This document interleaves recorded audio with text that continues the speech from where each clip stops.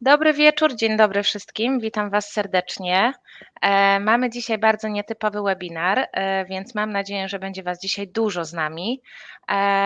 Witam się z Wami ja z Gdańska, natomiast mamy dzisiaj specjalnego gościa z nami, Rafael.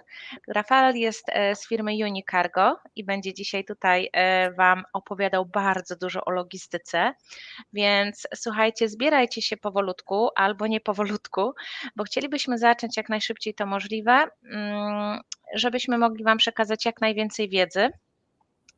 Ja oczywiście dam Wam te 2-3 minutki na to, żeby się tutaj zebrać, żebyście mogli nas oglądać na różnych kanałach, na których prezentujemy, a prezentujemy oczywiście na Facebooku, na YouTube i zapraszam Was też tutaj do nas do pokoju, żebyście mogli mieć z nami bezpośrednią interakcję.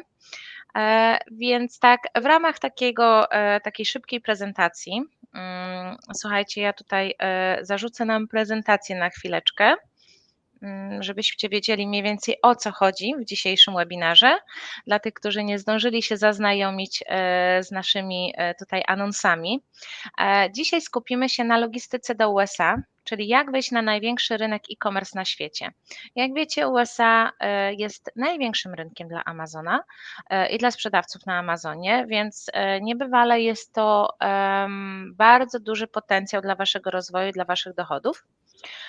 Dzisiaj, tak jak wspomniałam, tak naprawdę cały webinar będzie należeć do Rafaela, który będzie prezentował, ale tak w ramach tych paru minut, żebyście mieli na oswojenie się, że webinar się rozpoczął. Chciałabym Wam oczywiście przypomnieć o tym, że jeżeli macie jakieś techniczne problemy, to wyłączcie się, włączcie się jeszcze raz. W trakcie webinaru staramy się nie odpowiadać na pytania, chyba że zauważymy, że któreś pytanie dotyczy konkretnie momentu, o którym mówimy i uda nam się na nie odpowiedzieć. Natomiast czas na pytania i odpowiedzi będzie na koniec rozmowy z Rafaelem. Wszystko, co będziemy tutaj opowiadać, rozmawiać, jest to oczywiście nasze doświadczenie naszego gościa, wiedza i biznes, który reprezentujemy. No i oczywiście, tak jak zawsze Was uprzedzamy, Amazon jest biznesem i trzeba podejść do niego jak do biznesu, a nie jak do zabawy i co się z tym wiąże, to pewne ryzyko biznesowe, więc niezależnie od tego, co gdziekolwiek, jakkolwiek słyszycie, pamiętajcie zawsze, że to jest biznes. Jak już wspomniałam, można nas oglądać na Facebooku, na YouTubie. Też chciałabym Wam przypomnieć, że nasze webinary są nagrywane, tak? Natomiast najlepsze prezenty od nas, najlepsze tutaj oferty zdobywacie w trakcie naszego webinaru live. I teraz na samym początku Wam powiem, żebyście nie zapomnieli, a powiemy jeszcze później. Dzisiaj dostaniecie nie tylko od nas, jak pewną niespodziankę, ale też od firmy Unicargo dostaniecie prezent za uczestnictwo w tym webinarze. Więc zostańcie z nami do końca, bo to jest niebywale bardzo dobra oferta i możliwość współpracy z światową firmą, z bardzo dobrą firmą, która zajmuje się logistyką na bardzo, bardzo dobrych warunkach. I teraz tak, w ramach szybkiego intro, dla tych, którzy jeszcze u nas nie byli na webinarze, czym my jesteśmy? Szybciutko mówiąc, społecznością Amazon Przedsiębiorców. Wspieramy się nawzajem, dzielimy się wiedzą, mamy swoje grupy społecznościowe, mamy swoje kanały YouTube, mamy swój kanał YouTube i mamy swojego bloga, gdzie dzielimy się naszą wiedzą. Także udzielamy różnego rodzaju szkoleń, mamy gotowe pakiety szkoleniowe dla Was, udzielamy konsultacji i udzielamy wszelakiego wsparcia dla przedsiębiorców, którzy potrzebują poszczególnych usług bądź kompleksowego prowadzenia konta bądź wsparcia z reklamą. Więc całe nasze życie kręci się wokół Amazona. Jesteśmy oczywiście obydwoje ekspertami wieloletnimi na Amazonie. Dima od 2015. jeżeli się nie mylę. Ja zawsze gdzieś tak błądzę koło tego roku. Ja natomiast od 2011. Dima specjalizuje się w Stanach Zjednoczonych, private label PPC. Ja natomiast specjalizuję się bardziej w resellingu, ale też na wszystkich kontynentach. Dima też handluje oczywiście na Europę. Natomiast gdzieś tam rozpoczął na Stanach Zjednoczonych. No i oczywiście Dima jest naszym niekwestionowanym na naszym polskim rynku specjalistą, ekspertem od PPC. No i co dalej? Tak jak wspomniałam, dzisiaj będzie z nami firma Unicargo i nasz gość specjalny, Rafael. Rafael jest założycielem firmy Unicargo, no i zdecydowanie niekwestionowanym ekspertem z zakresu logistyki międzynarodowej, więc macie tutaj z nami najlepszego specjalistę, jakiego mogliśmy wygrzebać dla Was tak naprawdę z rynku, który robi to na co dzień, założył firmę, która się specjalizuje w tym, a firma specjalizuje się w globalnej logistyce, czyli w międzynarodowych wysyłkach różnego rodzaju, różnym transportem, w odprawach celnych, w dokumentacji. Unicargo także posiada swoje Prep i Fulfillment Center, czyli dla tych, którzy nie do końca rozumieją, czym jest Prep i Fulfillment Center, są to usługi i magazyny, czyli usługi magazynowania Waszego towaru i realizacji zamówień i przygotowywania Waszego towaru do magazynu Amazona. Więc jeżeli wysyłacie towar do Stanów Zjednoczonych, nie zawsze jest to dobry pomysł, żeby od razu całą ogromną partię towaru wrzucić do magazynu Amazona, bo jak wiemy, magazynowanie w Amazonie jest najdroższym magazynem. Warto jest skorzystać z Prep i z Fulfillment Center i w takim przypadku między innymi właśnie Unicargo oferuje takie usługi na terenie Stanów Zjednoczonych. No i Unicargo oczywiście oferuje wszelakie wsparcie w zakresie regulacji i ubezpieczeń i odpraw i wszystkiego, co się wiąże z logistyką międzynarodową. Więc ja też sobie miałam okazję poczytać na ich stronie internetowej, porozmawiać z nimi. Podchodzą bardzo indywidualnie do każdego klienta. Nie ma czegoś takiego jak za mały klient dla nich. Każdy dostaje bezpośrednie wsparcie, indywidualne wsparcie od przedstawiciela firmy w związku z tymi trudnościami związanymi z logistyką. I o czym dzisiaj mniej więcej będziemy rozmawiać? Będziemy rozmawiać o logistyce międzynarodowej, o wyborze najlepszych metod wysyłki, o odprawie i dokumentacji z tym związanych, nawigacji po taryfach i podatkach, e-commerce, realizacja zamówień i magazynowanie w USA i to jest właśnie to Prep i Fulfillment Center, o którym żeśmy rozmawiali, zarządzanie kosztem i czasem dostaw, jak to najlepiej logistycznie poukładać, no i oczywiście, co jest najważniejsze, żeby to wszystko działo się zgodnie z literą prawa. I też porozmawiamy o kilku case studies, które gdzieś tam w historii działania firmy Unicargo się wydarzyły i warto Wam o nich opowiedzieć jako przykład tego, jak to mniej więcej wygląda. Więc tak, powiedzcie nam, czy wszystko działa. Dajcie nam lajka, odezwijcie się do nas, cokolwiek, tak, żebyśmy wiedzieli, że jesteście po drugiej stronie i że wszystko działa jak należy. Poczekam tutaj chwilkę na odpowiedzi. Oczywiście dajcie nam znać, że nas słychać, widać, bo to jest też oczywiście bardzo, bardzo ważne dla nas. Poczekam chwilę na Wasze odpowiedzi. Dobra. Działa, super. Jest Maciej z nami, fajnie. Więc tak, jak wiecie, już wspomniałam, jest z nami Rafael. Ponieważ Rafael nie jest polskojęzyczny, to przerzucimy się na język angielski i postaramy się, przeprowadzimy ten webinar w języku angielskim. Chciałabym od Was dostać feedback w międzyczasie i też teraz na początku, jak Wy się z tym czujecie, czy będzie ok. Wiem, że już to jest nie pierwszy webinar, który prowadzimy w języku angielskim, więc jakoś do tej pory nie mieliśmy negatywnych feedbacków, wszystko działało, wszystko było zrozumiałe. Jeżeli ktoś czegoś do końca nie rozumie, proszę dajcie nam znać. Ja postaram się chociażby podsumować wypowiedź Rafaela w języku polskim, żeby było to dla Was jasne. Jeżeli będziecie potrzebowali po webinarze całego przetłumaczenia tego webinaru, to oczywiście też postaramy się to dla Was zrobić, żeby po prostu były napisy po webinarze. Natomiast na ten moment przerzucam się już na język angielski. Mam nadzieję, że wszystko będzie ok. So, Rafael, it's time to switch to English. I did a little bit of, yes, I did a little bit of introduction about yourself, about your company. However, I think you will be the best person to talk about yourself. So please introduce yourself and Unicargo so people can get to know you better. Yeah, sure. So first of all, thank you very much for having me today.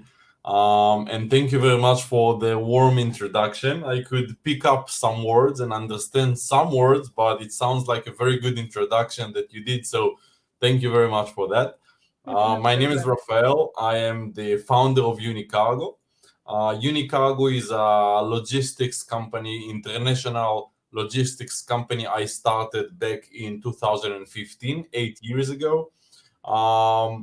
And I've established this company dedicated to e-commerce businesses, people who sell physical products online, because we found out, again, that 8 years ago, 7 years ago, there was a very big problem for entrepreneurs or e-commerce businesses or e-commerce sellers to find the right logistics company to work with. Logistics companies are usually very, very big companies, and they don't deal with, small seller or one-man show. They don't want that business because it's too small for them. And we found out about that, and we decided to start a company to dedicate our company to smaller businesses and e-commerce sellers and Amazon sellers. Obviously, it picked up very good because there was not too much competition when we started. Nobody really knew how to deal with e-commerce business, with a seller, Amazon seller, who don't have a lot of experience in logistics and has a lot of questions.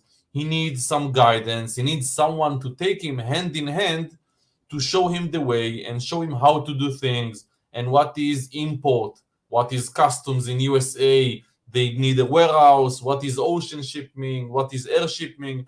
Most e-commerce businesses, when they just start, the owner, they don't really know a lot about logistics. And that's exactly what our company is trying to solve, right? To give education, to give value, to give content.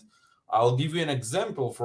We have a team in our company, and that team speaks many different languages. They speak Hebrew and English and Russian and German and Spanish.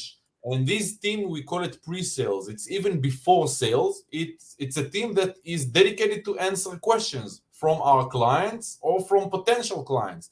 So example, you have a question about you wanna manufacture you found something on Alibaba, you found the product, and you're thinking of launching on Amazon, and you need to find out your logistics costs. So we have team to answer these questions. Or what do I need in order to import this product into USA or into Germany or into Japan or into Australia? What certificates do I need, or what would be the best way to ship this or that type of product? So we built a team that would deal with inexperienced or people with little experience in logistics. And the best thing about us is we understand the e-commerce business. We understand the Amazon seller. We understand that he needs clarity. He needs more details. He might have million questions, and we have the patience to give him everything he needs. Let's talk a little bit about our services. We do ocean freight, we do air freight, we do full container loads for bigger shipments, we do less than container loads for smaller shipments. We have a warehousing division where we have our own warehouses in USA. We have 7 warehouses in USA. We have a warehouse in Germany. We have a warehouse in the UK, 3 warehouses in China. And with time, the company grew, right? And we started buying in more companies. So we have Unicargo China. That's our Chinese freight forwarding company, our own China company. We have Unicargo USA, and hopefully soon we'll have Unicargo Europe.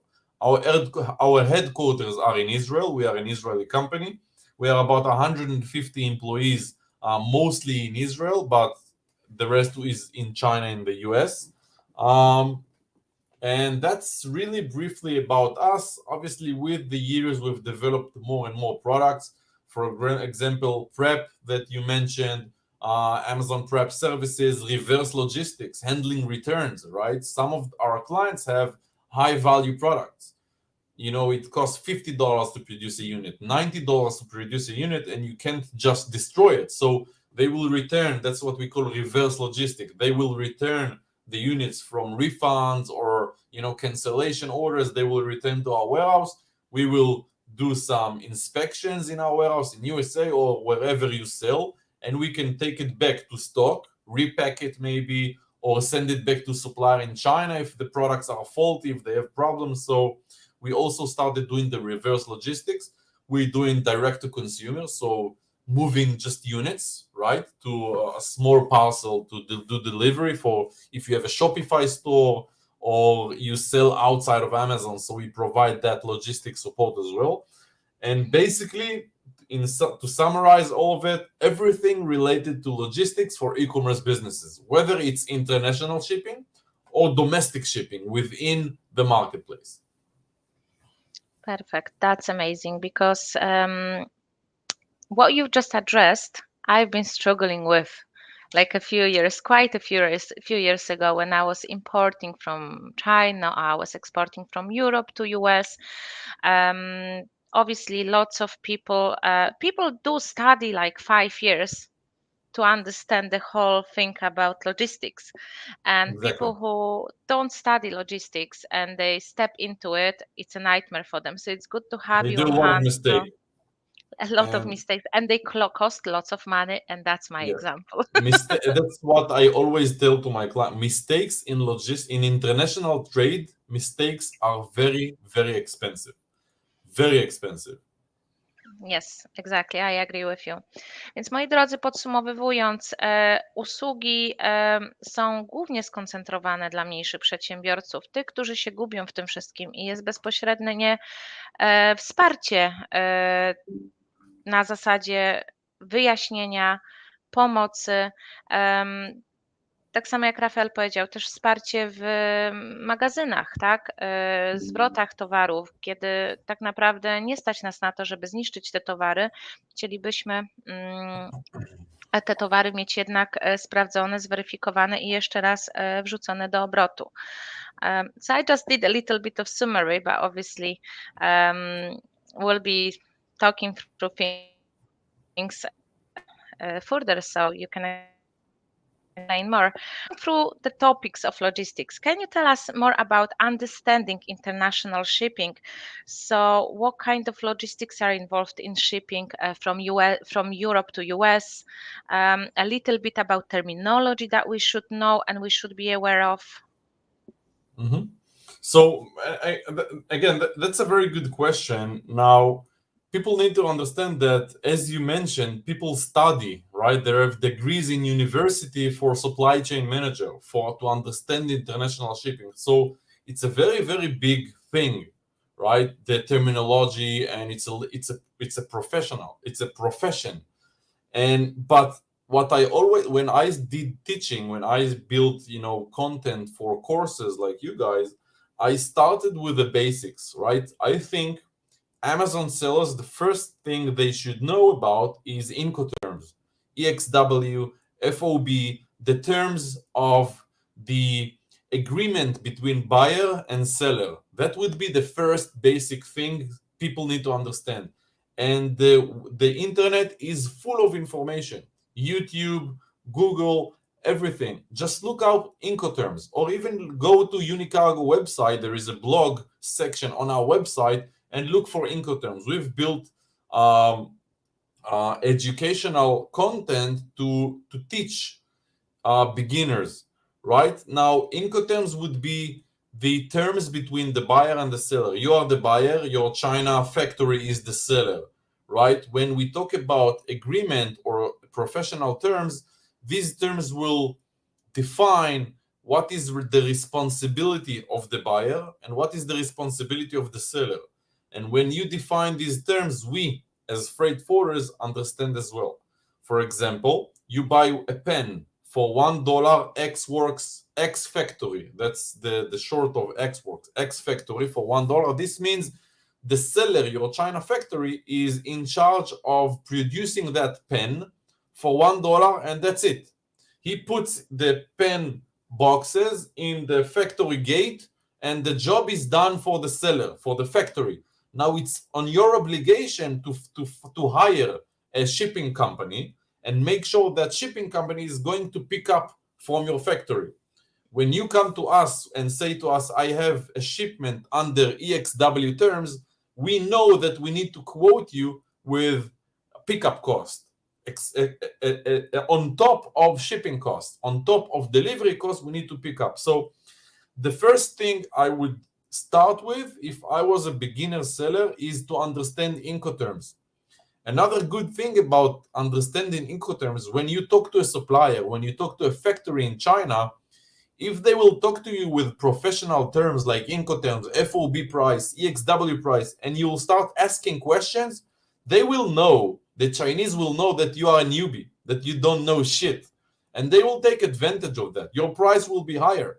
If you do your homework, if you study before, just these small things, and they will know that you know what you're talking about, you understand the professional language, they will treat you as an experienced buyer.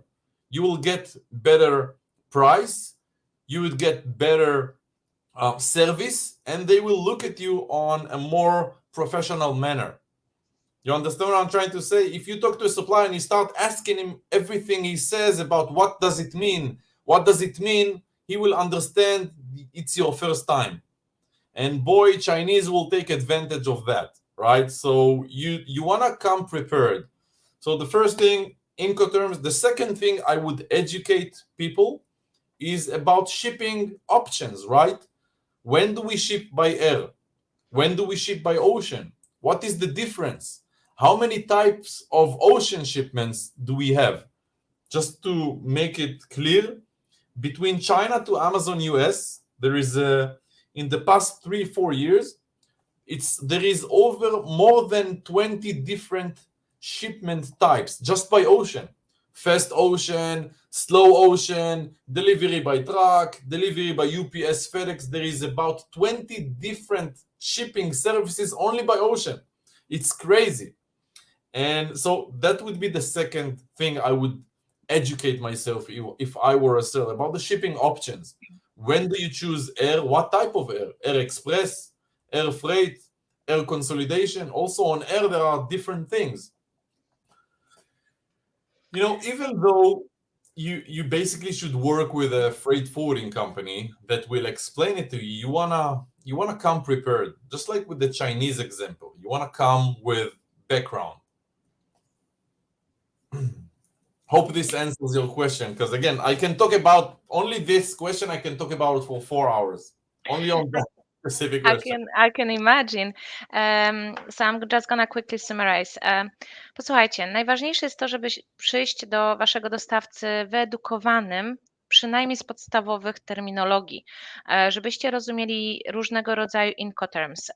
Rafael powiedział tutaj nam o Xworks, czyli Xworks, wasz producent produkuje wam te ołówki, wystawia wam je na bramę i cała reszta należy do was, więc wasza firma, która zajmuje się transportem, powinna odebrać to, wsadzić powiedzmy na statek i dalej przetransportować do miejsca docelowego. Natomiast są różne inne formy, żebyście się wyedukowali, chociażby ze strony internetowej Unicargo z blogu.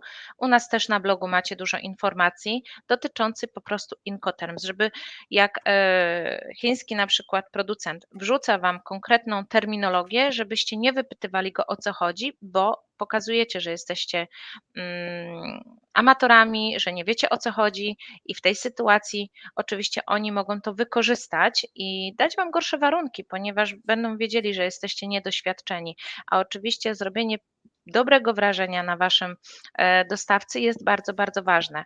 No i tutaj też Rafael poruszył różne formy shippingu, bo to, że wysyłacie coś poprzez ocean, nie oznacza, że to jest jedna i jedyna możliwość, jeden rodzaj wysyłki przez ocean, bo można szybki, wolny, jeszcze z ciężarówką i tak dalej, więc jest około 20 rodzajów wysyłek przez sam ocean. Dodatkowo mamy jeszcze drogą lotniczą, mamy pociąg, tak, są różnego rodzaju formy wysyłki, więc dobrze jest się wyedukować z tych podstaw, żebyście mogli zachowywać się jak profesjonaliści, a nie jak amatorzy. So, Rafael, in terms of the whole procedures and in terms of selecting the right shipping method, can you tell us about maybe advantages, disadvantages of different shipping methods, also considering documentation and all this burden? I will start with a rule of thumb, with something very easy to understand. If you have a shipment that the total kg, the total kilogram is less than 100 kilo, 50 kilo, 60 kilo, total shipment weight, go for air, even air express. That would be even cheaper than ocean. For ocean shipment, you cannot send, 2 boxes. It's too small for ocean. Ocean shipment will start to become economical the bigger your shipment is. If the shipment is too small, ocean will be expensive. To give you a summary of the services, I would say that ocean between China to US to Amazon US, there are services that can take you from 20 days, the fastest possible option. 20 days from the time the cargo has departed, went out from China until it's delivered. That's the fastest possible option by sea. That would also be the most expensive. Another rule of thumb means the fastest, the more fast your shipment is, the more expensive it will be. The slower your shipment is, the cheaper it will be. When you ask for fast service, it will always be more expensive than slow service. This is the rule of thumb by shipping as well, right? So smaller shipment goes by air, below 100 kilo. Above 100 kilo, you can start checking sea freight services. Again, this is only China, US. If you're looking at Europe, US, it's a bit different. If you're looking at Europe, US, below 2 pallets, it will be too expensive by ocean. Even 300 kilos sometimes will be too expensive by ocean, too small. So you would go with air. For Europe to USA, to Amazon USA, you're looking at least 2 pallets full of cartons. I would say 60, 70, 80 cartons minimum for ocean freight. Everything below that, the ocean freight will be more expensive than the air freight. I will explain why. A lot of people don't understand how could it be. On ocean freight, there are many, many different stations, right? You need to pick up the cargo, take a truck, pick up from your factory to the port warehouse. You need to stuff the container, right? You need to take the cartons, put it on pallets, put it inside the container. The container from the warehouse, from the port warehouse, need to go to the port, to the vessel, you need to load it on a vessel. The vessel need to go to the US. In US, you need to unload the container, truck the container to a warehouse, open the container, split the different cargo, right? It's a mixed container. It's not your own container. If you ship 2 pallets, you're going into a mix. It's not you don't ship your own full container. So you take it to a warehouse in USA, you unload the container, you mix and match, right? You split the cargo, and then you have another truck to pick up and deliver. All of these stations has minimum cost. So for example, custom clearance in USA costs $100. If you send 2 boxes or if you send 1,000 boxes, the minimum is $100. The truck, the minimum is $200. Doesn't matter if you send 2 boxes or 50 boxes. And a lot of these stations, all these stations has minimum cost. You cannot pay $2 for a station. You understand? Open the container, you don't pay $2. There is a minimum cost of $60. So all this minimum adds up to $800, $700, $900 minimum price. So when you have 100 kilo, Sending it by air would actually be cheaper because it's too small. All these minimum charges in every station adds up, and all of a sudden it's $900, $1,000 door to door, Europe, USA. Understand? That's why smaller shipments goes by air. The bigger your shipment will be, the more products you ship, the lower the price per unit will be. So if you send 1,000 units and the cost of the cargo is $1,000, you pay $1 per unit for the shipping door to door. And if you send double the quantity, if you send 2,000 units, the price will not be double. The price will be maybe 20% more, right? So for 2,000 units, you would pay 1,200 shipping. So the price per unit goes by almost 50% down, 60 cents per unit. The bigger your shipment is, the lower the price per unit will be. That's also a rule in shipping. So, and sometimes it's a bit hard for new sellers, but try to make bigger orders, bigger shipments, because that will lower your COGS, your cost of goods sold, your price per unit for the logistics. It will actually lower it. We have a question here, which I would like to ask right now, because it depends on the product as well. I think it might be the size of the product, because sometimes Volume, product yes, might be of the volume rather Of than being heavy, they just large. So you also Exactly. take that under consideration. Of course. I don't know the real level of the group or the listeners, so I don't wanna put complications. But if they understand logistics, yes, volume and weight is two different factors. We can have shipment of pillows, very, very light. 200 kilo of pillows, they can fill full container. One big 40-foot container for just 200 kilo, And if it's a metal spoon, 200 kilo can have 2,000 units, right? So it really, really depends on the size and weight of the product, both size and weight. There's also what we call volumetric weight, and there is, calculation between gross weight and volume weight. But again, I don't want to confuse people or to give too much detailed information, because I don't know what level our listeners are. Of course. From my own experience, I recommend you checking everything, both kilograms and obviously the size of units, because in the past, at my very early stages, we only checked kilograms, but the items were quite large, Then you have the and we surprise ended on up the bill. having quite a lot of money, and we end up selling things with non-profit. So that's just something for you to consider. But you obviously, if you speak to Unicargo, you can always check with them. But your job would be to check with your supplier how big the package would be and how heavy it would be, so you can check both. So in terms of custom clearance and documentation, I can imagine that it's very difficult for people. I can see from my own example, when I advise people on our social media what kind of documents they have to prepare. So what would be the step-by-step custom clearance process for shipments entering US? So first of all, a commercial invoice. That would be the first and most important document. Every shipment must be accompanied by a commercial invoice. A commercial invoice is a document your supplier, your seller would give, right, when they sell you the product. It's very important to understand that the value for customs purposes, and I will explain, value for customs purposes calculation is the buying price, right? Your invoice must only have the buying price, the price you paid to your supplier. That's the first most important document.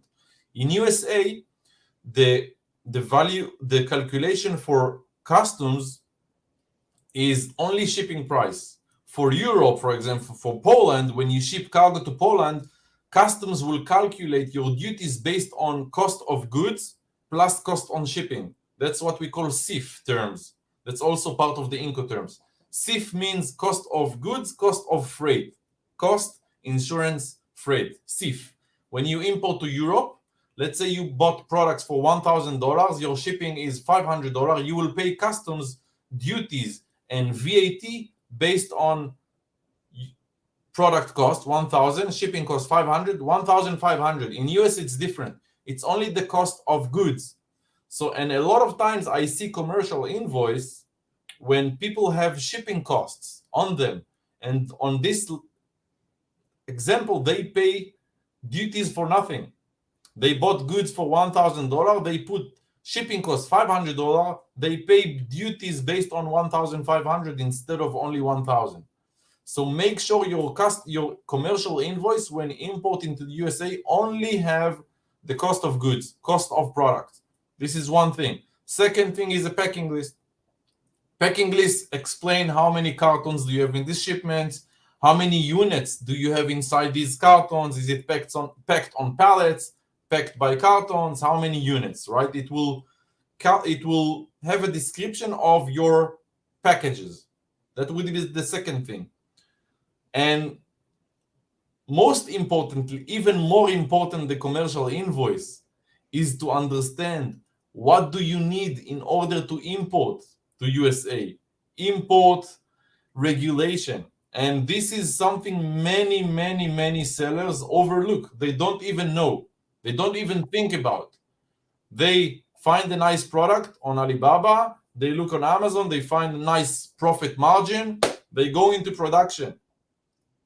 And this happens a lot when people ship and the customs will stop it because they are missing certificate. If it's product meant for children, there is a very big regulation by the CPSC, Consumer Safety Product Commission in the USA. You need to have test reports. You need to have CPC, that's kind of a declaration by the importer. You need to have proper labeling. So import regulation would be the first thing I would look at, even on the product development phase. Before you pay $1 to your supplier, this is very important. Before you pay $1 for production, you gotta make sure what is the import regulation. Am I allowed to import this product? Do I have the right certificates to import this product?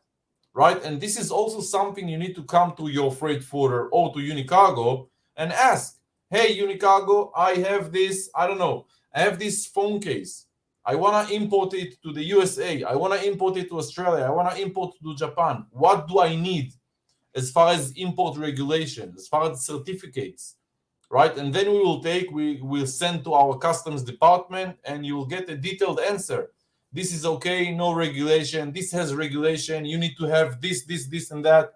And then you go start doing your homework. You go to your supplier, see if he has the certificates or how much does it cost to get the regulation in line, to get the certificates, to get everything. Perfect. I completely agree with you, especially about the certificates, because I've seen lots of people having their shipments blocked from entering US because they didn't have relevant certificates and they didn't even know they have to have it.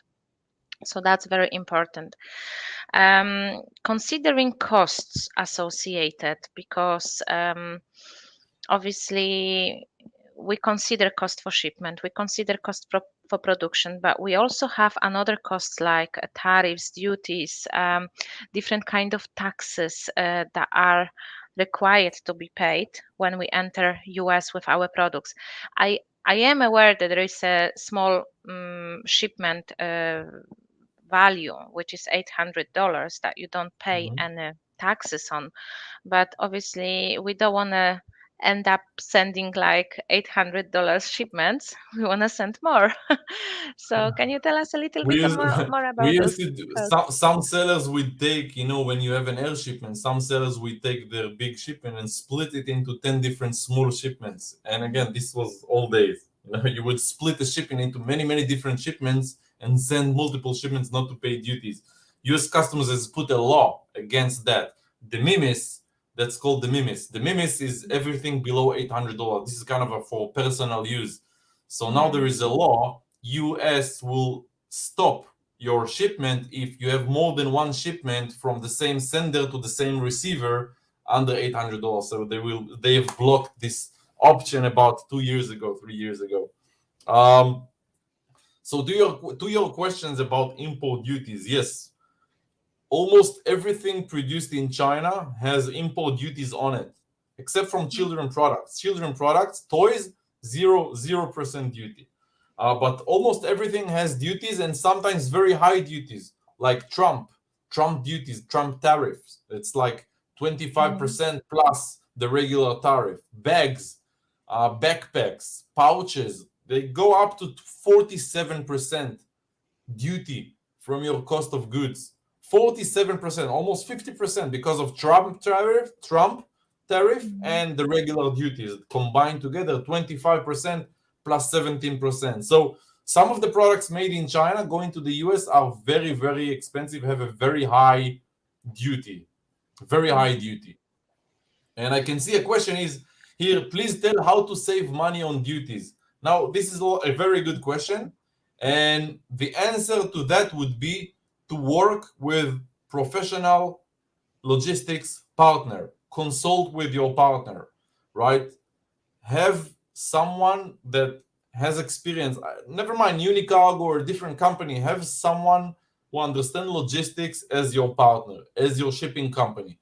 And based on your product, some of these products, you can change the classification, the HS code. Duties are based on HS code. Some of these products can fit into different HS codes. So sometimes your freight forwarder or your customs broker can find a more suitable HS code to pay lower duties. Sometimes bringing that similar product from a different country would save you a lot of duties, right? So for example, for cargo produced in Europe doesn't have Trump tariff.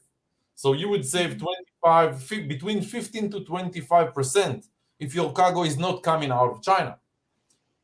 GSP, General Assistance. Yeah, GSP. GSP is a program by US government. It's called Generalized System of Preference. US government put specific countries and they give 0% duties if the cargo is produced from this country. Ukraine, for example.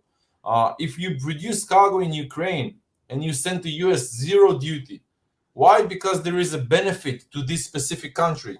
Free trade agreements, everything manufactured in Israel. There is an agreement between Israel and USA, 0 duties, both countries. So these are also things to mention, your sourcing country. Where is your product made of?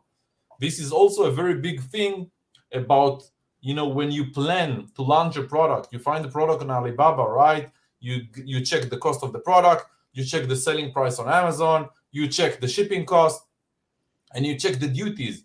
If you think the product is good, but the duties is high, you need to maybe look at getting this product from a different country, right? When you don't have China tariff. So finding the manufacturing country is also a very good way to avoid paying duties on a legal way, right? There are illegal ways to lower duties, but I don't want to talk about this because we prefer not to do them. Right? We want to always be on the legal side of things. You want to build a profitable and legal business that you can sell later on, that you can exit. You don't want to do things illegally. There are a lot of sellers do things illegally, like reduce your invoice value. It's illegal. A lot of people do that. A lot, especially Chinese sellers, But this is kind of fooling yourself. You understand what I'm trying to say? It's looking very short, making profit today, but think about people who build big Amazon businesses. We work with some of the biggest sellers in the world, right? They would never do that. Why? Because they want to build a real business. If you trick customs, you maybe win for 1 year, 2 years, but when somebody wants to buy you, he will see very fast that you trick customs. And your profit, maybe you show $5 profit per unit, but he will know this is a trick. It's not true. It's black hat. And when they buy from you, they will know they will change it to white hat. So the profit per unit will not be $5, will be $2. And your business valuation will be very, very low, right? It's kind of fooling yourself by doing illegal stuff with customs. And we see it all the time. We give consulting and supply chain audit to aggregators, big companies who buy Amazon brands. And we do a lot of audits for them. When they go and they want to buy a new Amazon brand, they want to buy somebody, a new business on Amazon, they will come to us with all the papers, all the legal paper, the commercial invoice, the customs receipts, and the HS codes and the product, everything. And they come to us and do, okay, give us your opinion. And we see it in a second. All right, this guy reducing invoice value, this guy using different wrong HS code just to avoid duties. And everybody knows about it. It's very, very easy for a professional to see that the business is doing dirty tricks. Now, again, a lot of people do it, a lot. But it's personal. Some people say, you know what, I don't care. I want my profit for 1 year, 2 years, I don't care. And some people will be in business for a long term. They will want a real steady business, not fooling themselves. I'm glad you've mentioned that, because we can see lots of examples when Chinese sellers, they lower the value of the invoice, and stock is being, in this particular case, stock is being imported to Europe, for example, Poland, and then we have VAT on import, which doesn't completely make sense. And then we struggle here. The tax office is very strict in Poland, so sometimes sellers are struggling with explanations to the tax office. So I'm glad you've mentioned that this is happening with US as well, so people cannot pull the system and just being a bit funny with documents, because at the end of the day they may get in trouble. Yes. So if you were especially in Europe, by the way, Europe, just for you to know, Europe is in a much, much better situation than USA. In Europe, the customs are strict. If you try to fool the German customs, you are in trouble. They know everything. If you try to fool Japanese, Japan, they will calculate your duties based on your selling cost on Amazon. They don't believe anybody, Japan, really. If you want to import something to Japan, they will charge you duties based on your selling price on Amazon. They don't care about your invoice. They will look on Amazon, you sell for $30, we charge you based on $30. And crazy. They started doing it in Germany as well. And Europe is much more strict than the USA. In USA, it's the wild, wild west. Everybody does what they want with customs. It's crazy. But we obviously don't recommend, lowering, because it doesn't make sense in the longer term. And if you were to ship a shipment from, for example, Poland to US, how would it look like? Because I know that some people struggle because they do the commercial invoice. They put for example, stock is going straight to Amazon warehouse. And then when it comes to customs, they say, okay, Amazon cannot be importer. So can you please explain to people how they should handle it? Because we explain to people, but it's better if you explain as an expert in this field. So it's very simple. USA, like any other country, would require an importer of record, right? There is somebody who is legally responsible for importing this product. And Amazon say, hey, we are not the importer of record. We don't take any liability of importing your product. You need to deliver it to us after customs. And again, in the USA compared to Europe, it's very, very easy because there is no VAT in USA. And in USA, you just need to work with the freight forwarding company who understand Amazon and understand Amazon seller. For us, for example, we know that Amazon sellers, smaller Amazon sellers, they don't have US company. And we act as an importer of record for them, right? We have a trading company that can act as an importer of record, or for us, it's even easier to open you, right? We take our Polish seller and we create a customs number for him. It's called foreign importer. So everybody in the world can be an importer to the USA, even without a US company. You can be a foreign importer, you get a customs number, and that's it. It's very, very easy, right? But again, a lot of freight forwarding companies who don't understand Amazon sellers, they will struggle with it. They will ask you, hey, who is the importer record? I need you to give me your details, give me your company name in USA. But when you work with a company who understands Amazon seller, they will understand very quickly to provide you with IOR services. We don't even charge money for it today because most of small or new Amazon sellers, they would need it. And we understand that, and we don't even charge money for it because it's almost for every shipment for an Amazon seller that we need to provide with IOR services. So for us, when somebody comes to us, we don't need a lot. We know exactly what he needs, and we put it already in the shipping quote that we would need to customs clear the goods without the client have US company. It's very, very obvious to us. It's obvious to you, but I had such a situation years ago that I was struggling with sending and importing to US because the company that I was working with, they couldn't understand the whole bit about Amazon. So my recommendation from my own example to a lot of people around who are starting with Amazon is that they should work with companies like yours or any other company that is fulfillment services or anything else that understand Amazon, because Amazon is like another planet. So it has own rules. Sometimes they are not exactly in line with everything around, and we have to find a way around it to make it working. And company like yours will understand how it should be working, so it's successfully delivered. I would want to add one thing is people need to look for companies who understands Amazon sellers, who understand working with Amazon sellers. And when you go to a freight forwarding company to get a quote, you're happy with the price, you need to ask them these questions. Have you worked with Amazon sellers in the past? Have you shipped to Amazon in the past? Do you understand that I don't have a US entity? I don't have an IOR. You need to act as my IOR. You need to ask questions to make sure that shipping company understands the Amazon seller doing the Amazon business. This is very, very important. Exactly. And how about I have already mentioned that you have prep and fulfillment services and warehousing services. What's the benefit for people using this kind of services in US or any other continent that they don't really work, like where they don't exist? Like they work here in Poland and they would be sending to US. Mm-hmm.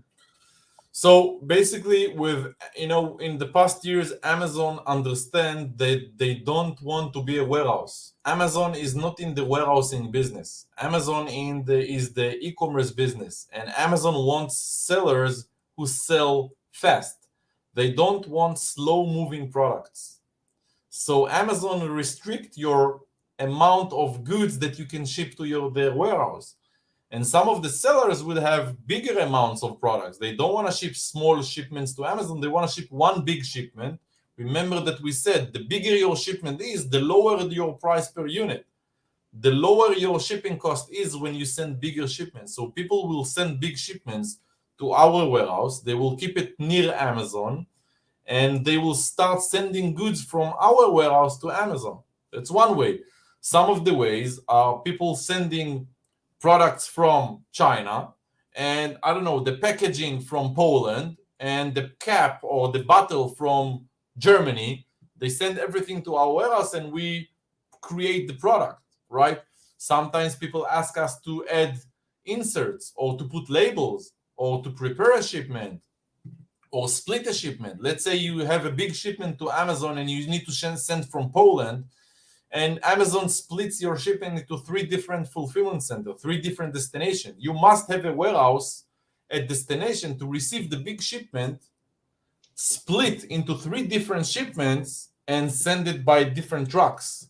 You don't want to do it in Poland and send 3 international shipments from Poland to 3 different locations because it will be very expensive. So you send 1 big shipment from Poland to our warehouse in USA, and in our warehouse is split and send 3 trucks to different Amazon facilities. So there are many, many cases where you must have a warehouse in USA. Again, added value services, labeling, kitting, bundling, reworking. Just when you need extra work on your products, that's one case. Second case, when you don't have enough storage capacity in Amazon, so you need to keep it in an external warehouse. That's the second case. Third case is when you have a split shipment, right? Fourth case, when you want something very, very fast to go to Amazon, right? So you can send the big shipment to a warehouse, and from that you can send UPS ground or FedEx ground. The delivery time will be 1 day, 2 days. The check-in time, the time that takes Amazon to receive your products into stock would be much faster than sending a truck to Amazon, truck on pallets. Sometimes it will take 30 days, 40 days from the delivery date until Amazon actually show it to you on inventory. When you send SPD, small parcel delivery, UPS ground, FedEx ground, it takes a day, 2 days to receive.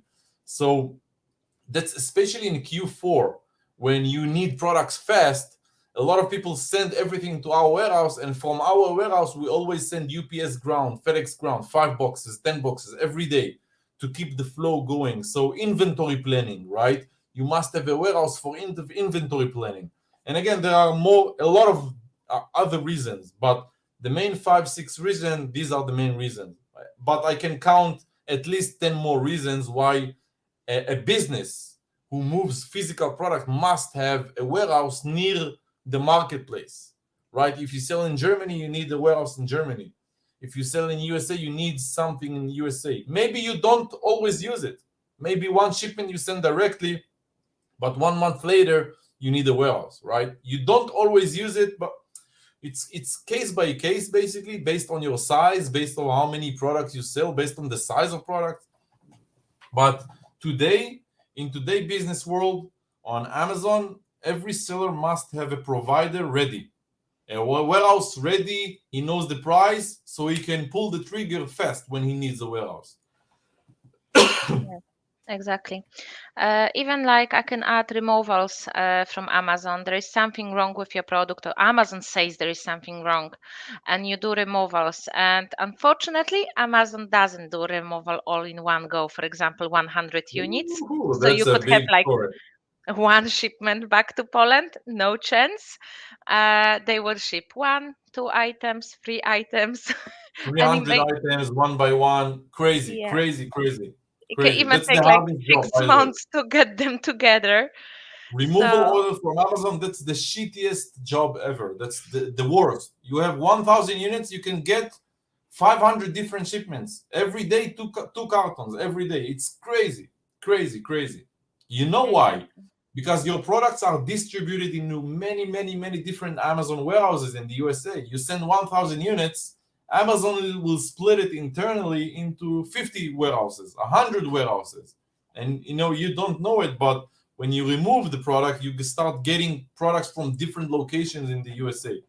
That's why you get many different products, and then you need to combine into one big shipment. So that's when the prep and fulfillment center comes very useful.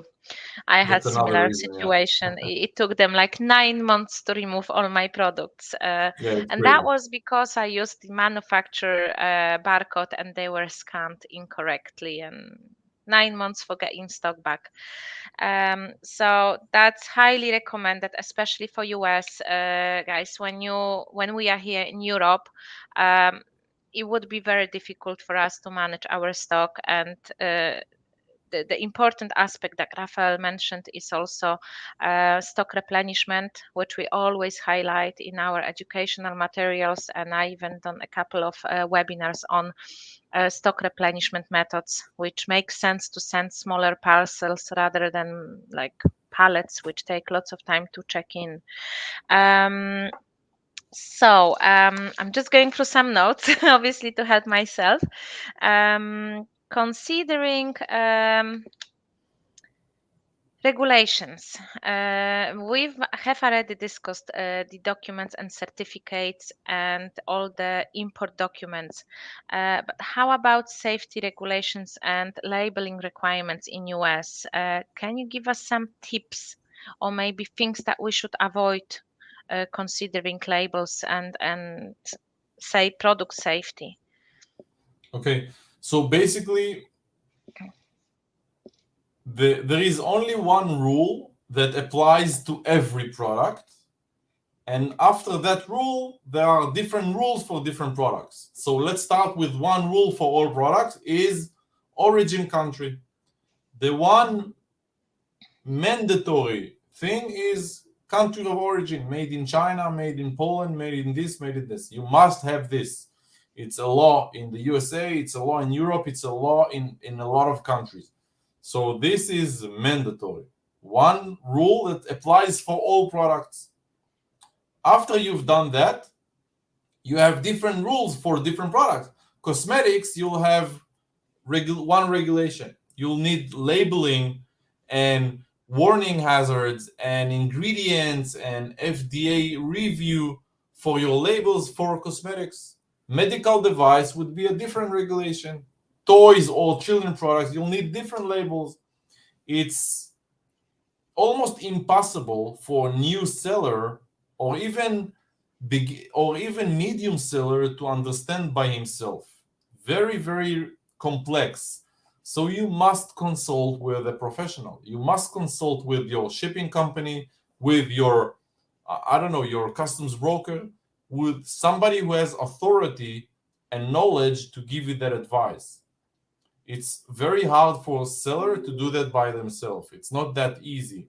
Again, I don't want to scare people. Most products, they don't need spatial labeling. Most products, right? But everything that has spatial regulation, again, FDA, cosmetics, it's FDA, but FDA food, everything you put in your mouth, everything you eat would need regulation. Everything that comes to treat pain or injury. Did you know that plaster, bandage, just a bandage, in USA, it's a medical device. It's an FDA medical device. It's crazy. It is. I can also add that a toothbrush is also a medical device. Yes. A basic one. I'm not saying anything about those electric ones. Just a basic one, Yeah. Yeah. So. And that would need the regulation that your supplier would need to be registered with the FDA. The importer of record would need to have a registration with FDA. It's a big thing.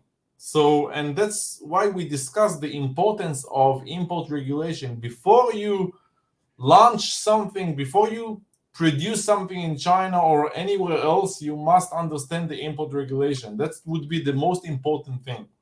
Most important. I'm glad you're saying this. Can you give us the examples of successful business strategies for importing to US from Europe? Have you had such examples in your business? Well, successful business strategies to import from Europe would be having, again, and if you have a smaller operation, it doesn't really matter. You ship from whenever, wherever. When you grow, when you start to have a really supply chain, multiple shipments every month, that's where planning and location comes into place. For example, if you ship a lot from Europe to the US, you want to start having a warehouse in West Europe, right? At the gateways in in Rotterdam, in Hamburg, in main port cities that the departures comes out of, right? Everything to the US from Europe goes out of the West, out of West Europe, out of the coast. And if you have a steady flow of products, you want to start placing your products in a warehouse near the port, right? Because sometimes you'll take a lot of time just to get from Poland to Germany, right? And to catch the vessel, because the vessel has certain days that you close the container and then departure. If you miss by 30 minutes, sometimes you delay 1 week. So it's not really relevant for smaller operation. It's more relevant, again, that's logistics planning. Logistics planning, the location, where you place your product, what vessels you go on, which countries you go from. These would start being relevant when you grow and become a bigger Amazon business. When you're a smaller business, just try to avoid small shipments, really. Try to avoid small shipments because they would be very expensive. They will either go by air or they will be very expensive and slow by ocean. Try to send at least 3-4 pallets, at least, to save costs. And that would be my tip for people sending from Europe. Perfect. I'm glad you said that because we have lots of questions like this. People are shipping from Europe, but they also ship from China. But now we have lots of people who are producing here in Europe. They want to enter US market and they just don't know how to do it. So they can contact yourself You before. start with import regulation. I'll say that again and again and again. The first step is import regulation. Once you have import regulation, you go and check your shipping costs and you go and check warehouse costs in the USA. Do you need a warehouse? Do you don't need a warehouse? But it would be very helpful to find a reliable shipping partner like Unicargo or any other company who has that infrastructure and knowledge and consult with them. Go on a Zoom call, don't be shy, ask for a meeting and get information. Just ask. Don't be shy, just ask and ask for professional help. I always say to people, when you go to court of law, you go with a lawyer, right? That's his profession. He's your vendor. He takes you hand in hand and he takes care of your interest. The same goes for shipping. Same international shipping, you must have your logistics partner with you. It's a partner. That's why we call it a partner. We prefer relationship-based transaction. And what do I mean? A lot of sellers, when they start out, they go to 10 different freight forwarders. They would send RFQ, request for quote, for 10 different providers, and they will choose the cheapest one. This is what we call transactional relationship. A relationship based only on one transaction. Next shipment, the same thing. They will send rate request for 10 different providers. They will go for the cheapest one. Maybe it's a different one than last time. This way, you cannot build a relationship. It's very hard when you meet your provider once a year. But when you find a provider and you lock down on a provider, you start building a relationship with your account manager, with the customer service, with the people. It's easier to go in a meeting. It's easier to plan. It's easier to ask questions. They start to understand your business. They will learn your business. They will give you advice. You will see them. You will talk to them. It's the same relationship over and over. You build a relationship. And it's not just, you are the cheapest one, so I go with you. Just ship my product. That's it. No, use your logistics partner. This is a key element in building a good business and a big business. You must have, like you have a graphic designer, right? You find a good graphic designer, you stay with her. You don't, every design you need to do, you check 10 different designers. You found a good one, you stick with her. Even if she costs $50 more, right? You stick with her. You know she does a good quality job. You trust her. She knows your brand. It's easier. It saves you time, right? So it's the same thing. Look at your logistics provider. It's much more important than a graphic designer, by the way. International logistics is 50% of your business. Logistics, 50% of your business. You sell physical products. You need to move products. So find the partner. It doesn't matter, Unicargo, it doesn't matter. Find the right partner for you and hug him. And it will give you a lot of different things. Again, credit line. You don't need to pay cash. Pay once a month.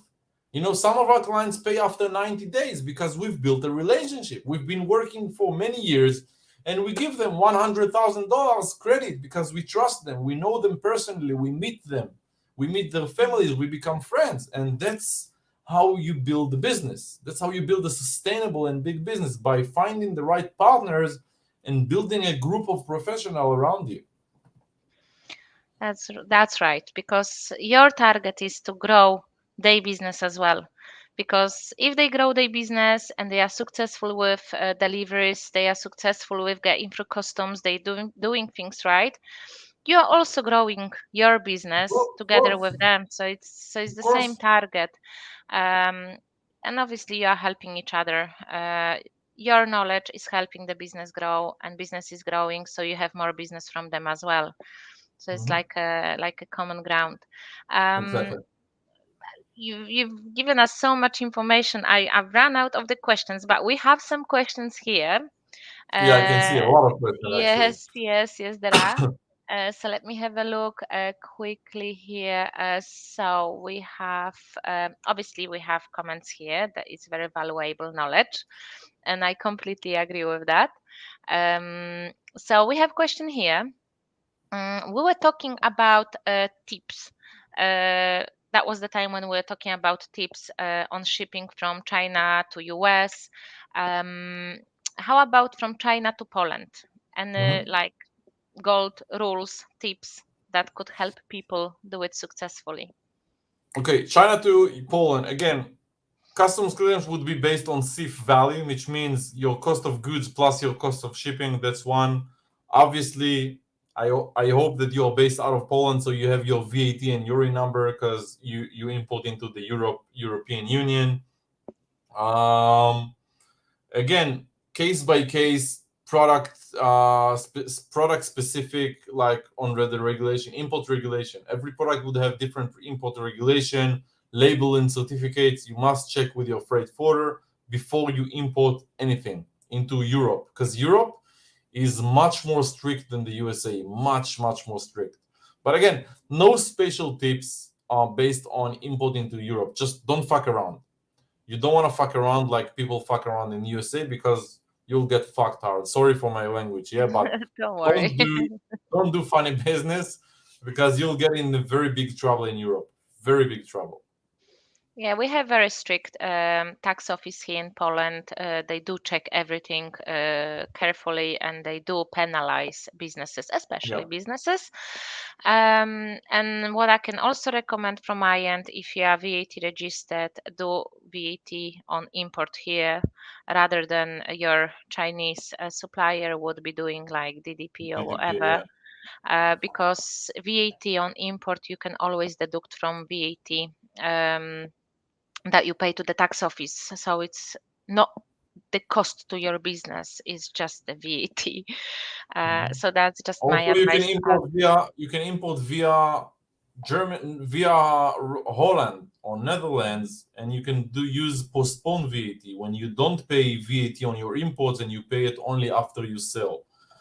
This is also a lot of businesses in Europe do. They import via fiscal representative in Belgium, in Netherlands, and there is another country in not Serbia, Slovenia. Slovenia, Netherlands, and Belgium, easiest ways to import into Europe. These three countries, you can enjoy postponed VAT. Right? That's very important and very useful for us in our cash flow, especially for large shipments, because 20% obviously it's quite a lot of money. You can actually save that, and don't pay that 20% when you only after you sell the product you pay that 20%. It's very helpful, and we have a lot of businesses that we ship for to Europe, and they use these gateways even if the shipment goes to Poland, because we take it by truck. We bring it into Europe to Holland or into Slovenia actually, and we take it by truck to Poland from there. That's good tip. So something to remember, guys. Remember. Okay, so we have another question here. I sell furniture. What would be the best way to go abroad, the Europe? So I think outside of Europe. Outside of Europe, right? So sell furniture. I guess these are big products, and you ship full container loads. And again, it really depends on which country in Europe, right? Every country would be different, would have different gateway. But eventually, the rule of thumb, everything out of Eastern Europe will go to Western Europe and will ship from there by vessels. So again, it really depends. It really depends on the volume. How many products do you ship every time? Do you ship full container load? Do you ship pallets? Do you ship less than container load? So it really depends. Where are you located? Your volume of shipments. So how big are your shipments, and how many shipments do you send every month or every year? And also the last thing is, where in the USA is your destination? Is it East Coast? Is it West Coast? Remember that everything comes from Europe would land on the East Coast in the USA. So try to avoid shipping to the West Coast, because that would be much more expensive and much longer, right? Remember, Europe is here. Sorry, it's vice versa. Europe is here. USA would be here. And instead of going directly to the East Coast, you need to go all around the Panama Canal and go to the West Coast, which would be almost double the price. So when you ship from Europe to the USA, try at all costs to have your final destination in East USA, on the East Coast. New Jersey, New York would be the fastest and cheapest possible location. I bet you teach them how to try and pick the Amazon location with the ship from, ship to, different games to play with when you create a shipping plan on the Seller Central to get the right Amazon fulfillment center. There are different tricks to do to get different plans, to try different addresses as a ship from address until you get an East Coast location. New Jersey, New York, Miami would also be good, because that will eliminate a lot of cost when shipping from Europe, right? Try to avoid West Coast. It would be terrible for you. Excellent tip for us. Very good tip. Yeah. So we have here another question. This minimum value of $800, is it based on your product purchase price or the price you will be selling it in the US? And that's something we've discussed. Everything imported to US, even under the de minimis value, is based on purchase price, never on selling price, always on buying price or purchase price. Yeah. Mm-hmm. I could probably ask another question to this one that might be interesting for people. Is it including shipping or excluding shipping? Excluding shipping. Again, we discussed that as well. Everything imported to the US, customs value would be only cost of goods. Mm-hmm. In contrary to Europe, where it's cost of goods plus cost of shipping. In USA, the value for customs only cost of goods, no cost of shipping. Okay, so that's important for us in Europe here to remember, only cost of goods. Więc pamiętajcie, tylko koszt produktu, bez kosztu wysyłki. To jest bardzo, bardzo ważne. Troszeczkę inaczej niż u nas to działa. I switch to Polish to make sure people understand. So we have another question here. Do you serve air shipping from EU to Canada as well? Yeah, basically we ship from everywhere to everywhere. Everywhere to everywhere. Yes, we ship from Europe to Canada as well. We run a warehouse in Canada as well, a prep center in Canada. So we have big businesses in Canada as well. And obviously we ship from all Europe to Canada. Oh, that's very useful. And you obviously help with documents and regulations as well. Okay. Yes. Because Canada is not so popular. I remember when I was researching Canada a few years ago, I've been struggling a little bit with documents and registrations and so on. So that would be useful to have you on hand at that time.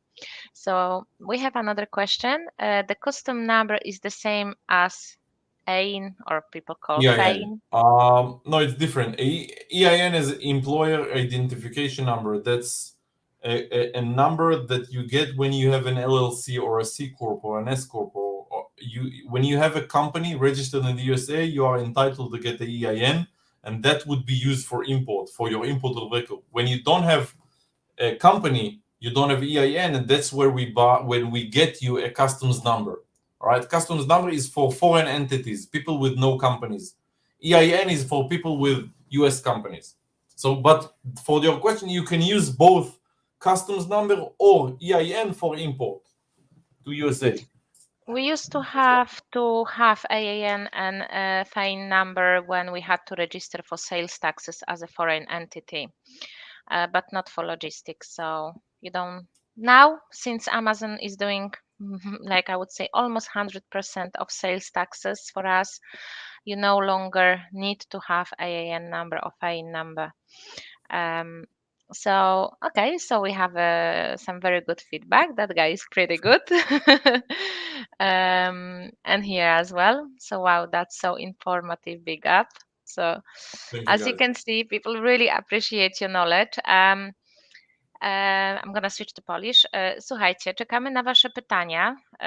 Wiem, że dużo informacji dostaliśmy. Ja tutaj patrzę, nie mam więcej pytań na liście, więc dam Wam jeszcze chwilę, minutkę na to, żebyście wysłali pytania, jeśli takie macie. Rafael, we actually used all the questions people had, but in case people come up with questions after the webinar, can we send them over and get some answers from you? Of course. Okay, excellent. But as I said earlier to our audience, and obviously you are aware of that, we have a present for everyone here. So maybe people will come up with some more questions in the meantime, but I will switch to Polish now and explain what we have for people. So let me do the presentation. Okej.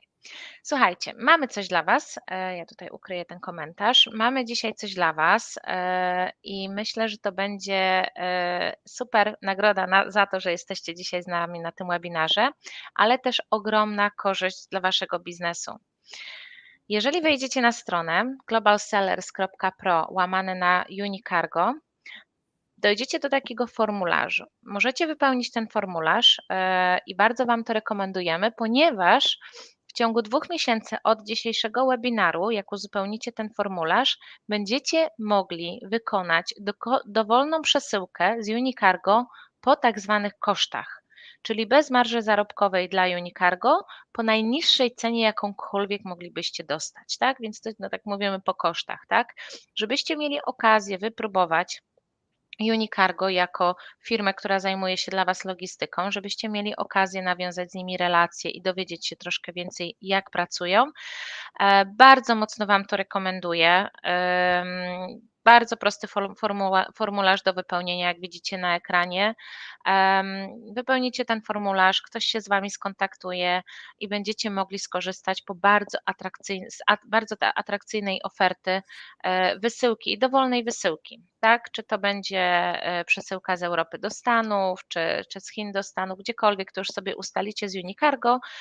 Natomiast oferta jest zdecydowanie atrakcyjna i myślę, że to jest właśnie ten moment, żeby z niego skorzystać, żeby z tej oferty skorzystać, szczególnie biorąc pod uwagę, że mamy tutaj już 4. kwartał i dobrze by było wycisnąć z niego jak najwięcej. Więc globalsellers.pro/Unicargo. Tutaj też, mamy tutaj, przepraszam, ja ukryłam, mamy Unicargo, tak, ja ukryłam chyba banera, momencik, tutaj będzie lepiej widać, tak, wchodzimy na tą stronę, uzupełniamy formularz, nawiązujecie kontakt z Unicargo i będziecie mieli okazję skorzystać z ich doświadczenia po bardzo dobrych warunkach kosztowych wysyłki. So I'm gonna switch to English right now. So maybe we have some more questions. Yeah, we have here that it's a lot to digest, so questions will come later probably.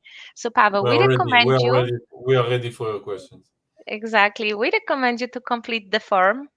And then once you establish connection with Unicargo directly, you can ask questions directly, and they can help you with personalized answers depending on your situation.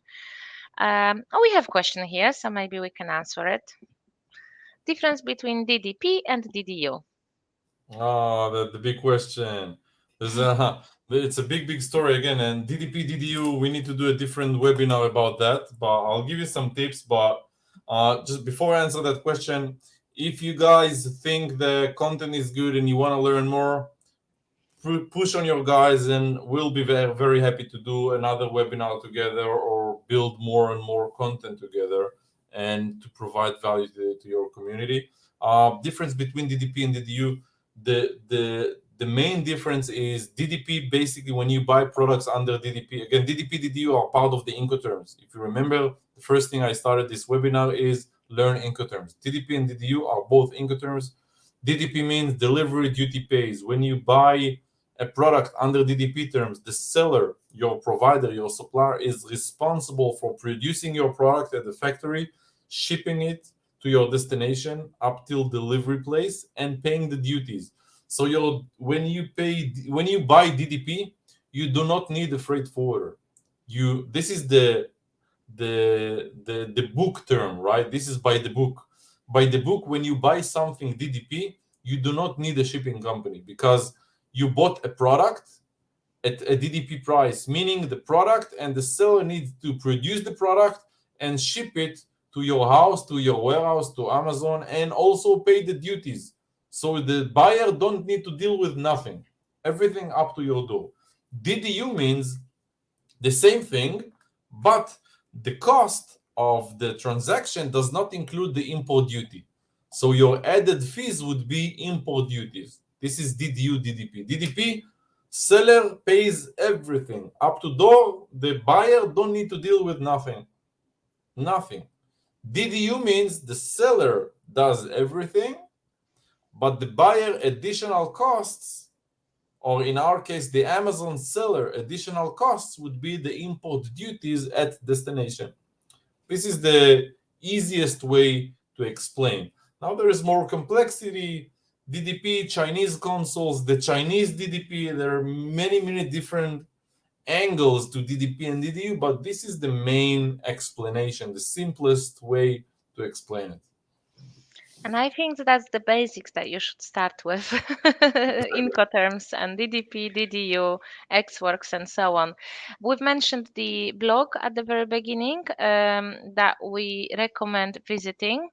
Maybe my assistants will help me here again with a blog for Unicargo. Oh, it's here. Yeah. So you can educate yourself from Unicargo blog, but also, as I mentioned, you should definitely complete the form and get in touch directly with Unicargo so they can help you with personalized assistance. Rafael, we don't have any more questions, and I'm really impressed with the knowledge you shared. Thank you very much. I've learned a lot, even though I've been in this business for years.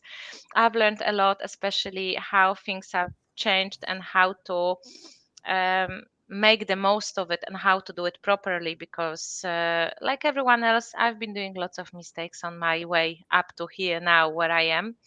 And I always recommend people to listen to experts in this field. So I'm glad you came to our webinar. You are here. You shared your knowledge. I really hope we will be able to invite you again so you can share more tips on logistics. I would love that. And we can share this knowledge across Polish community of Amazon sellers, so we can get up to speed with everything quicker and do it properly. So thank you very much for coming. I will let you go now, so we're not keeping you that long. I know it's like almost weekend for you. Almost. Yes. So you enjoy yourself. Have a great Thank weekend. you very much, guys. It was a pleasure being with you, and hope to see you again very soon. Thank you very much, and I hope for longer relationship with your company. Yes.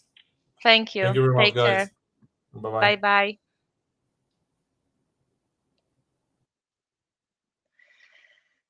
Słuchajcie, no możemy tutaj wrócić na język polski. Dziękuję Wam bardzo za Wasze pytania. Wrócimy tutaj na chwileczkę jeszcze do naszej prezentacji, bo oczywiście mamy dla Was tutaj pewne informacje do podzielenia się. Tak jak wspomniałam, koniecznie uzupełnijcie formularz, zobaczcie, co mają Wam do zaoferowania. Ja ze szczerego serca polecam tą firmę, miałam okazję poznać się z nimi na evencie, gdzieś tam zresearchować, posłuchać opinii i zresztą widzieliście, jaką wiedzą podzielił się dzisiaj Rafael z nami i ja nawet, będąc tyle lat w tym biznesie, też paru rzeczy się nowych dowiedziałam, nauczyłam się, za co jestem bardzo wdzięczna, bo to na pewno wpłynie pozytywnie na naszą edukację do Was, zarówno jak prowadzenie naszego własnego biznesu. Więc jeżeli byście ogólnie chcieli dowiedzieć się więcej, to zapraszamy Was na kolejny webinar. Jest wrzesień, jak to się mówi, czas, kiedy rozpoczynamy z powrotem szkołę, działamy ostro w kierunku edukacji i już za tydzień będziemy mieli dla Was kolejny webinar, który poprowadzimy we dwoje. A tym razem akurat bez gościa, natomiast będziemy bardziej patrzyli na takie 5 kluczowych etapów w rozwoju Waszego biznesu, w startowaniu Waszego biznesu na Amazon. Będziemy skupiać się, jak znajdywać dochodowe produkty na następny rok, na kolejne miesiące, jaki wybrać model sprzedaży, który przynosi realne zyski. Omówimy modele sprzedaży, żeby odświeżyć, pokażę Wam nowe narzędzia do researchowania produktów, jakie są perspektywy, ponieważ Amazon ewoluuje, Amazon zmienia się, konkurencja się zmienia, produkty się zmieniają, nawet jak rozmawialiśmy o logistyce, tak, ta logistyka się zmienia, więc będziemy Wam pokazywać realne perspektywy zarobków na Amazonie. Omówimy 2 modele sprzedażowe, skupimy się na researchowaniu produktów i doborze produktów, jakimi kryteriami powinniśmy dobierać te produkty. No i będziemy to robić na żywo, tak? Tak jak zawsze staramy się dać Wam dużo takiej praktycznej wiedzy, kiedy możemy pokazać Wam rzeczywiście na ekranie, co robić, jakie są najlepsze metody, żeby ten biznes rozwijać, żeby go wystartować. Więc już za tydzień o tej samej porze o godzinie 19 spotykamy się na webinarze. Oczywiście dostaniecie od nas wszystkie informacje, będziemy Wam dawać znać na grupie. A co jeszcze oczywiście, na co chcę zwrócić Wam szczególną uwagę, na to, żebyście korzystali z tej wiedzy, którą my staramy się Wam dostarczać. Zaczynając od naszej grupy facebookowej, bądźcie na niej aktywni, zadawajcie pytania, oczekujcie odpowiedzi, bo nie tylko my odpowiadamy z Dimą, ale też odpowiadają inni doświadczeni sprzedawcy i warto tą wiedzę wykorzystać. Nasz kanał YouTube, bardzo mocno zachęcam Was do tego, żebyście oglądali te webinary, które robiliśmy też w przeszłości. Bardzo dużo fajnej, praktycznej wiedzy tam jest. Dodatkowo mamy też gości, którzy dzielą się tą wiedzą, która no, w żaden sposób nie jest przeterminowana, więc zachęcam Was do aktywnego przeglądania naszego kanału YouTube, nasz blog, który też aktualnie uaktualniamy regularnie, adekwatnie do tego, co się dzieje w branży, co się dzieje na Amazonie, wszelkiego rodzaju nowości, wszystko tam jest opisane, więc możecie z tego korzystać na bieżąco. I jeżeli jesteście gotowi na to, żeby ruszyć, albo jesteście gotowi na to, żeby gdzieś uzupełnić tą swoją wiedzę, bądź ruszyć jakiś nowy temat, to też zachęcam Was do przejrzenia naszych szkoleń, ponieważ mamy szkolenia, które są regularnie aktualizowane o wszelkie zmiany, wszelkie nowości, wszelkiego rodzaju nowe narzędzia i metody pracy na Amazonie i zachęcam Was do przeglądnięcia tych kursów. A kursy mamy z 3 modeli sprzedażowych, czyli Private Label i autorem kursu jest Dima. Dimę bardzo dobrze znacie, jest naszym turbo specjalistą od Private Label i PPC. I tak naprawdę z zakresu Private Label to rekomenduję Wam kurs Private Label i SEO Optymalizacja i PPC. Dzięki tym 2 kursom tak naprawdę będziecie mieli wszystko, czego potrzebujecie z zakresu wiedzy, żeby wystartować swój biznes w modelu Private Label i żeby on osiągnął sukces. No i też kurs, którego ja jestem autorem, kurs resellingu z modelu sprzedażowego, gdzie nie jesteście właścicielem własnej marki, a sprzedajecie inne marki, czyli wszelkiego rodzaju strategie, wszelkiego rodzaju narzędzia, krok po kroku, jak wystartować z tym biznesem, który zdecydowanie szybko przyniesie Wam zwrot z inwestycji. I mamy KDP, biznes wydawniczy, którego autorem jest zaprzyjaźniony nam Anton w tłumaczeniu od Dimy. I też to jest bardzo fajny sposób na wyrobienie sobie dochodu pasywnego. Wiele razy mówimy o tych szkoleniach na naszych webinarach. Niektóre webinary są konkretnie poświęcone danemu modelowi sprzedażowemu, więc po raz kolejny zachęcam do oglądnięcia naszych webinarów na YouTube. Tam wszystko jest omówione o poszczególnych kursach. Jeżeli chcecie wiedzieć więcej informacji, to zachęcam do tego, żebyście do nas napisali albo zadzwonili. My bardzo chętnie wytłumaczymy, co i jak te kursy wyglądają i jak najlepiej z nich skorzystać. No i oczywiście oprócz tego, że dostaliśmy fantastyczną prezent za Wasz udział w webinarze od Unicargo. My także od siebie, od Global Sellers, tradycyjnie mamy dla Was rabat 250 zł na nasze kursy. Wystarczy wpisać kod zniżkowy START 2023. Tutaj macie instrukcję, gdzie go wpisać. Jak się doda do koszyka któryś z naszych kursów, wystarczy wpisać kod rabatowy i będziecie mieli 250 zł zniżki. Zawsze dobre na start będzie na pierwszy miesiąc księgowego. Więc zachęcam Was do korzystania z tego kodu. Ten kod jest tylko Mamy 10 kodów do wykorzystania. O tak, przy każdym webinarze mamy 10 kodów do wykorzystania, więc zachęcam do tego, żebyście skorzystali. No wrzesień jest bardzo fajnym miesiącem, żeby rozpocząć przygodę z nauką, więc nie tylko dzieci idą do szkoły, ale my też tak naprawdę zbieramy się trochę po tych leniwych wakacjach i zaczynamy planować co dalej, więc to może być bardzo fajny moment na to, żeby wejść w coś nowego, pouczyć się, zmobilizować się do działania. Zresztą no, przychodzą, chociaż na razie mamy piękną pogodę, natomiast zaraz pewnie zaczną się już ciemne dni, krótkie dni i to jest fajny moment, żebyśmy przysiedli przy komputerze i troszkę zrobili coś dla siebie. Moi drodzy, będziemy powolutku kończyć, no chyba że macie jakieś ogólne pytania do mnie, bo wszystkie pytania do Rafaela żeśmy już zadali, jakie mieliśmy tutaj na liście, ale śmiało, jeżeli chcecie zadać jakiekolwiek pytania do mnie, to postaram się na nie odpowiedzieć, więc zachęcam do zadawania, jeżeli takie są. Ja tak patrzę jeszcze na listę pytań, czy były jakieś takie, które nie zadaliśmy Rafaelowi, bo może były nie dla niego, ale nie mam. Dajcie znać, czy Wam się podobał webinar, czy jesteście zadowoleni. Mam nadzieję, że jesteście. Jeżeli macie jeszcze jakieś pytania odnośnie webinaru do Unicargo, tak jak wspomniałam, uzupełnijcie formularz albo po prostu napiszcie do nas, a my przekażemy te pytania dalej. Tutaj macie link do formularza, a tutaj macie link do naszych szkoleń. To co, nie mamy więcej pytań?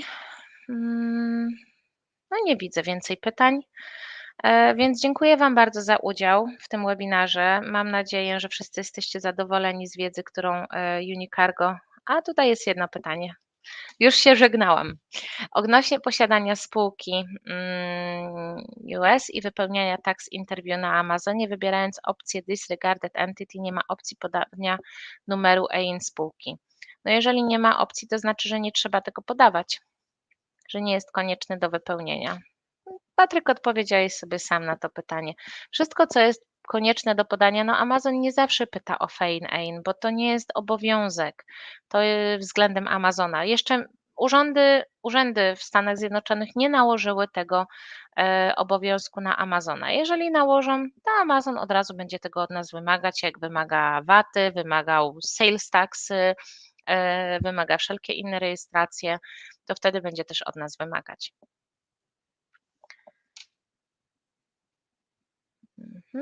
No to co?